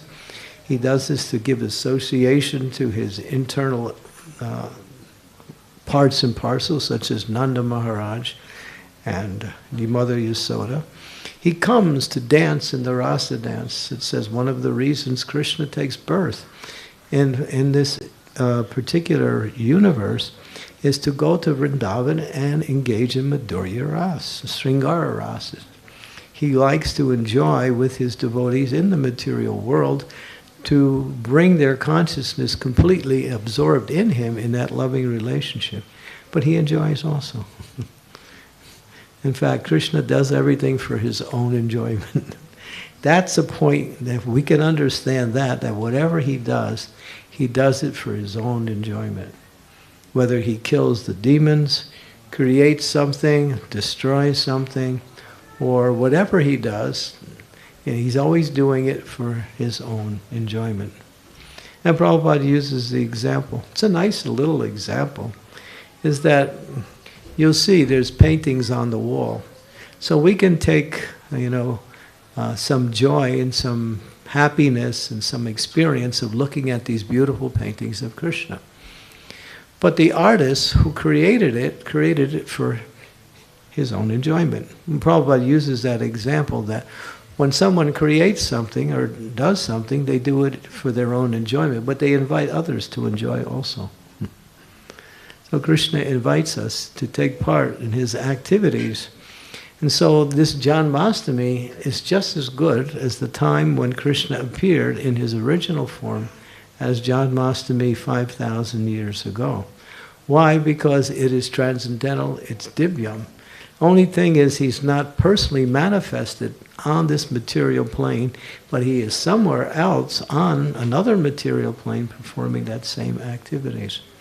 So Janmashtami is a constant feature of Krishna's Leela to give pleasure to his devotees, as he says in the Bhagavad Gita, to eliminate the demoniac forces in the world.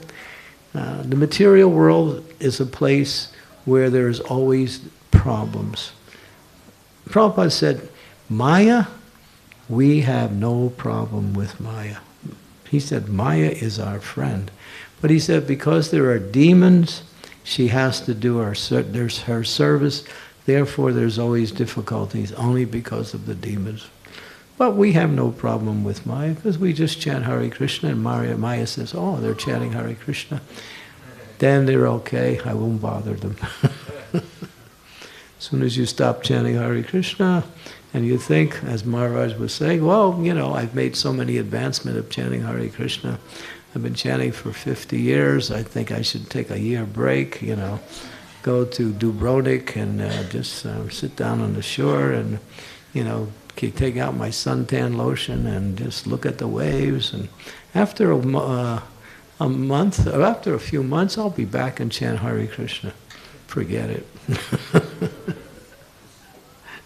There was one story. So this is a nice point to make. Don't ever take a break in Krishna consciousness, because if you break in Krishna consciousness, you break.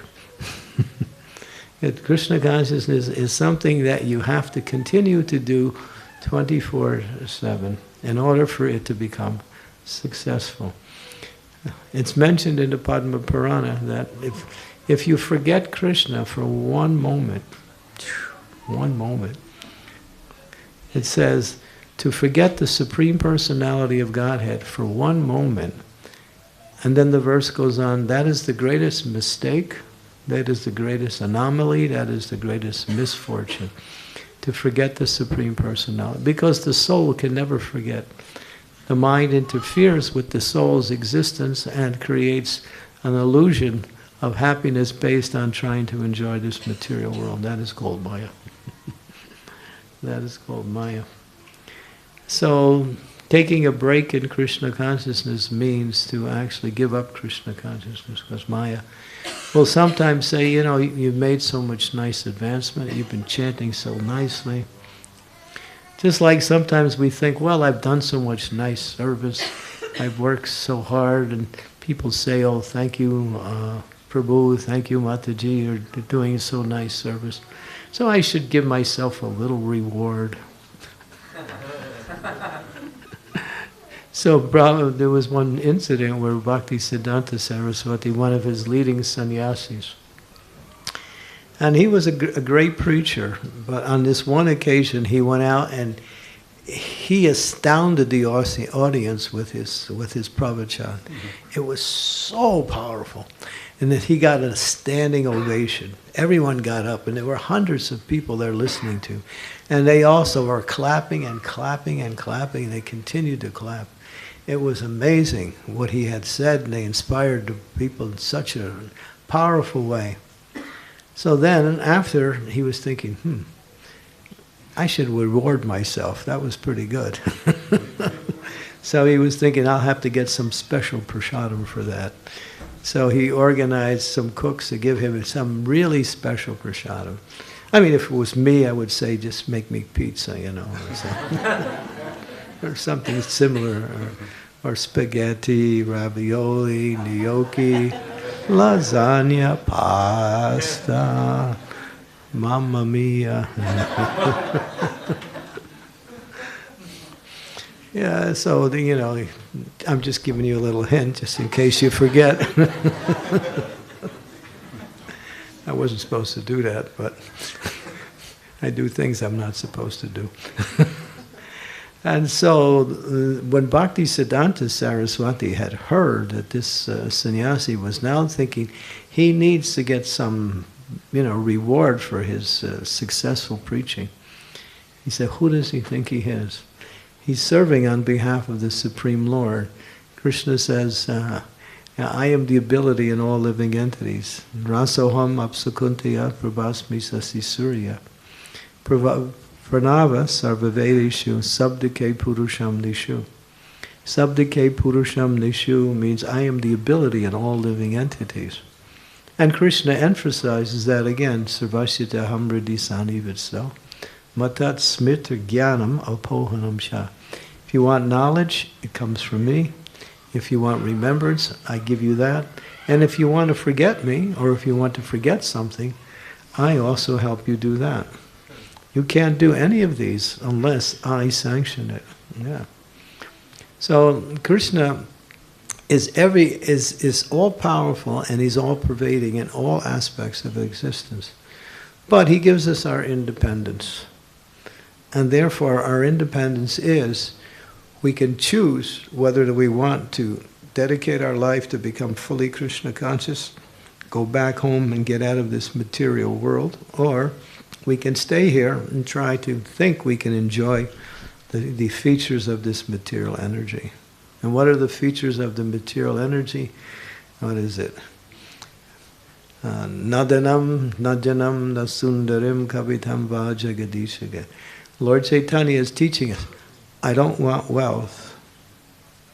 I don't want followers.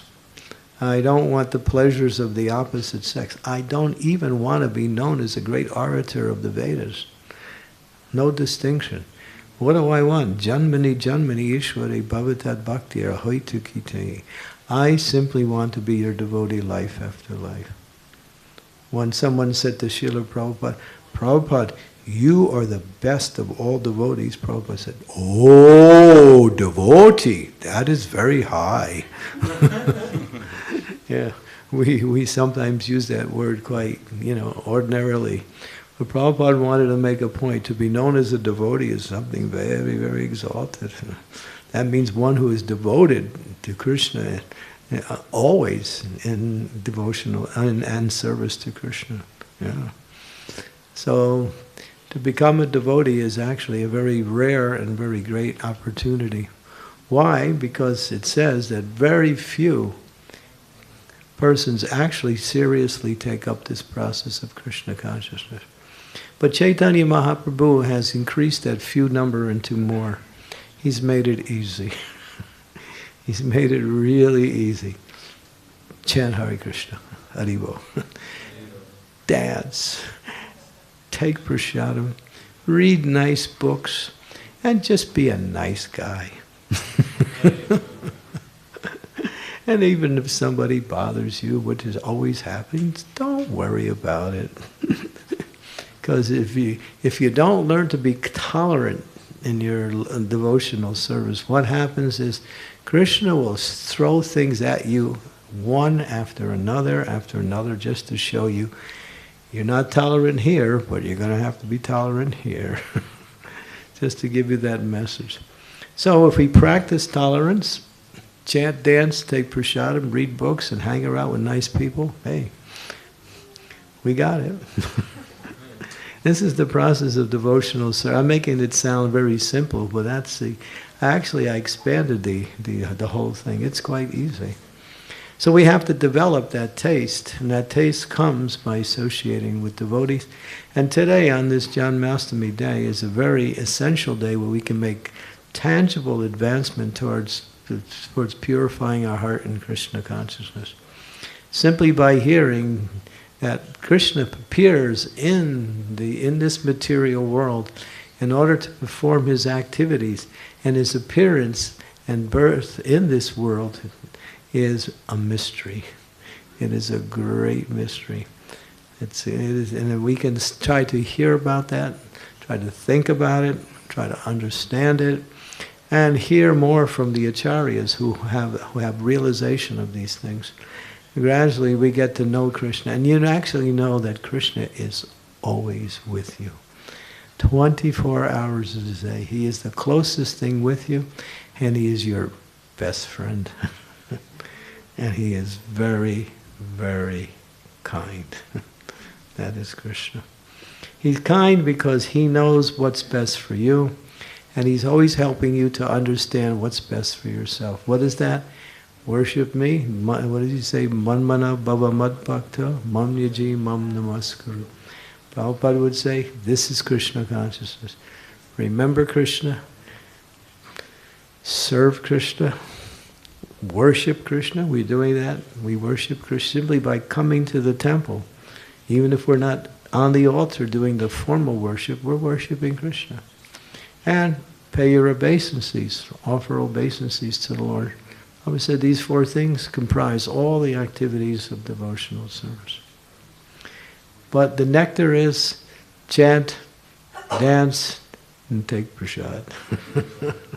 So on Janmashtami, we do that every day, right? But on Janmashtami, we do it in a big way. Because Krishna wants us to celebrate his appearance in a grand way. So he provides a great festival in honor of him himself, and invites us all to come in and enjoy with him in that grand festival of Krishna consciousness.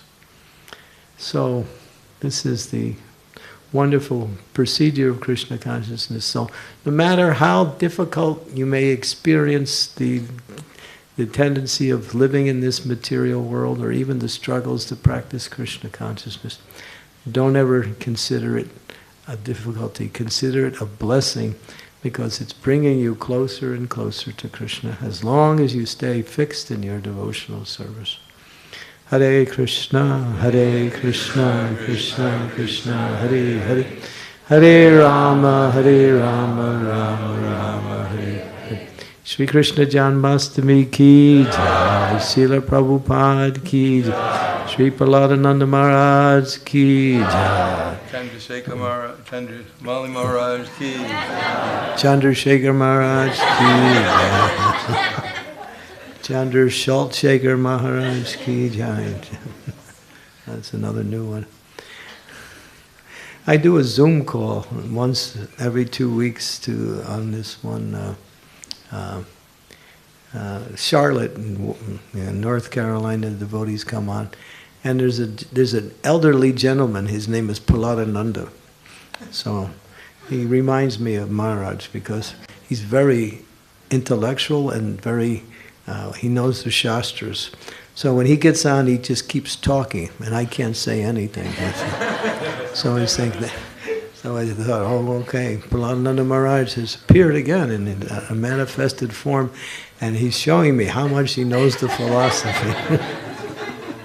And I'm really happy. I just listen to him because he's right on. He speaks so clearly, so authoritatively, quotes the Shastras, gives his personal examples of how he's realizing the process of devotional service. He takes over the whole show.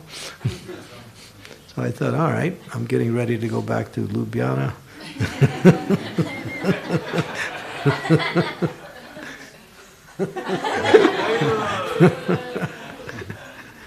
So it was nice just to be reminded of Maharaj's association while I'm traveling. Thank you. Hare Krishna.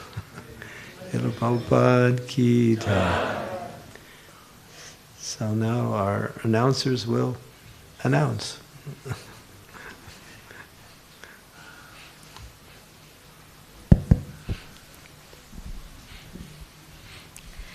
Hare Krishna, thank you so much for your glimpse, deep nectar from your personal life about Krishna. Thank you so much.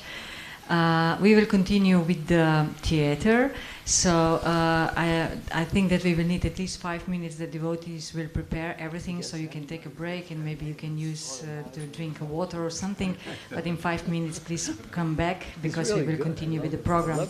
Tako da, dragi bakte, zdaj bomo nadaljevali z teatrom in ekipa rabi pripraviti, tako da imamo nekje 5 minut pauze in se lahko, ne vem, spijete kozarec vode pa se vrnete nazaj. Hvala lepa.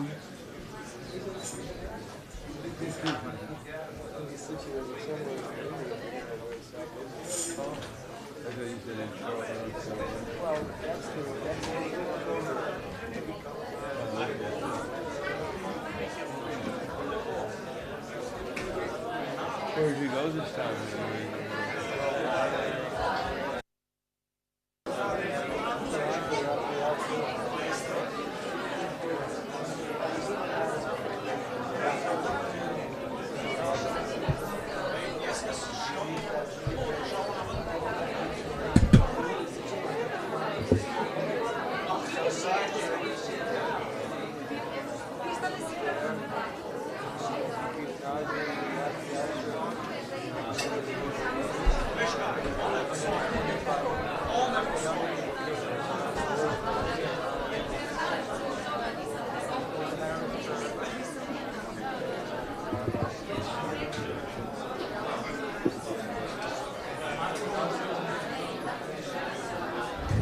Hare Krishna, just one announcement for English-speaking devotees.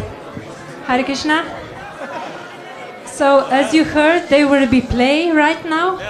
So those who need translation into English, please get your headphones over there in the middle by the window at Dal Chandra Prabhu, because the play will be translated into English.